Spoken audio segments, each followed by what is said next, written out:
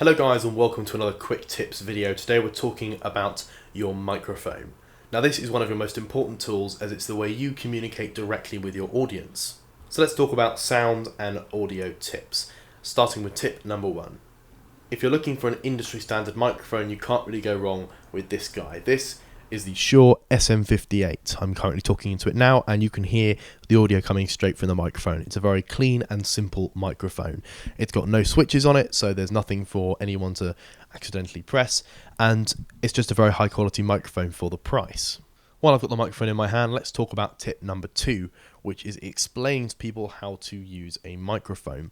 Now, if you're handing the microphone over to someone to maybe make a speech who probably isn't that familiar with how to use a microphone, it might be worth taking just 5 or 10 seconds just to explain to them how to use it correctly, because you may find people who start holding the microphone down here and suddenly you're having to push your volume way up just for them to be able to hear you slightly. And you may find people who just go really close to the microphone and just start clipping the signal, making it, again, just very difficult to listen to. So taking a few seconds just to explain to that person with the microphone, well, hold it about this far away from your mouth and just talk clearly into it. And that way you'll get a much better sound and everyone will find the whole experience a lot easier.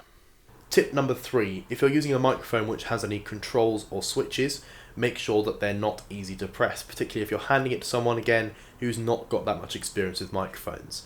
Because the last thing you want is someone making a speech and they accidentally hit the mute button on your wireless microphone. Leaves you a little bit stuck and embarrassingly running up to turn it back on. So if you do have any switches or buttons, try to either explain to the person you're giving the microphone what those switches do, or simply grab some electrical tape and cover up the switch to make it a lot harder to turn off. Tip number 4. If you're giving out microphones to a number of people and they've all got the same looking microphone and you don't know which one's which, it's going to be very hard to control the volume and work out which ones need to be turned on and turned off, or controlling volume levels.